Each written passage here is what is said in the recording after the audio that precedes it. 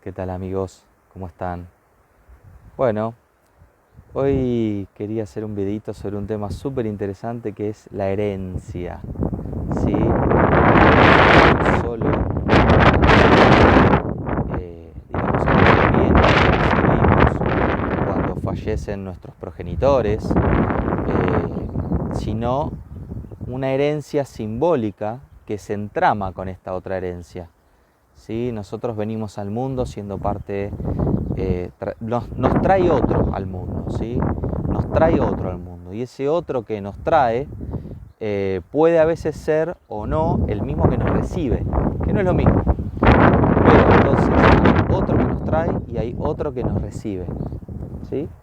Entonces, de este que nos recibe, es aquel que nos cría, que nos da un nombre, de este recibimos una historia. Entonces hoy vamos a hablar de historia y herencia, porque podemos hacer un juego de palabras y de conceptos donde lo que se hereda es la historia, pero quizás a diferencia de la herencia de los bienes materiales, la historia se puede heredar, se puede recibir o se la puede apropiar si uno hace algo. En cambio, en la herencia de bienes, la herencia judicial o material, bueno, no, es cuando otro se muere, por derecho uno recibe, ¿no? En cambio, la historia subjetiva, la historia en la que nos han recibido, y esa historia que está plagada de condicionamientos y consecuencias para nuestra propia vida, porque nuestra propia vida no es sin ser parte de esta historia que nos recibió, que nos alojó y que tiene una carga simbólica y emocional. Pero para poder apropiarnos de esta historia hay que hacer algo. Y ahí hay algo muy lindo, porque diría que son dos actos, ¿no? El acto de recibir y apropiarse la historia y el acto de transformarla. Son dos.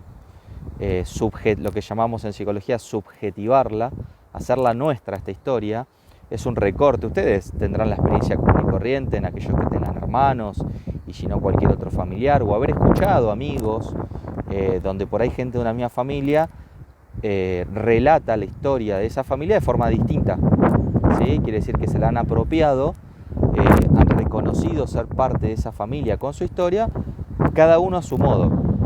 Pero después podemos pensar en que hay algo que podemos hacer para cambiarlo, que yo creo que está en un paso muy simultáneo, se da de forma simultánea, aunque son dos cosas distintas, con el de apropiársela para de alguna manera resolverla y salir de esta historia que nos atrapa.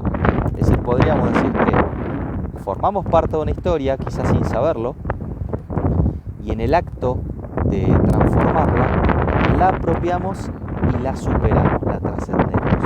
Un concepto que ustedes pueden googlear, quien les interesen cuestiones más filosóficas, el Aufhebung de Hegel.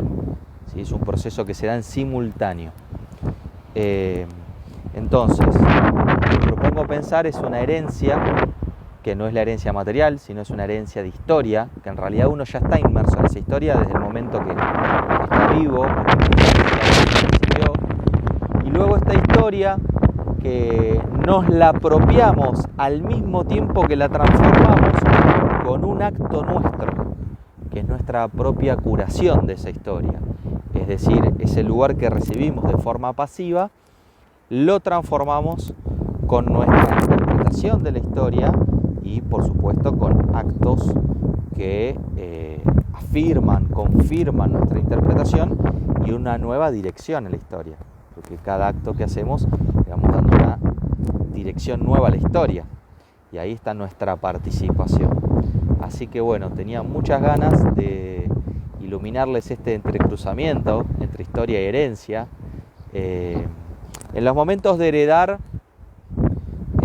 se pone mucho en juego estas cuestiones. Cuando fallece algún familiar y hay hermanos, se pone mucho en juego porque generalmente se dan esas charlas que han sido postergadas durante muchos años, donde cada uno cree haber interpretado de manera correcta qué es lo que el otro hubiese querido, y también cree saber de qué manera hay que proceder, ¿sí? Todos juegos de confusiones donde de alguna manera nunca, difícilmente haya un acuerdo general, dado que la interpretación de los deseos y la materialización de decisiones va a ser siempre de forma diversa, en tiempos y modos diferentes, así que es difícil que haya un acuerdo absoluto.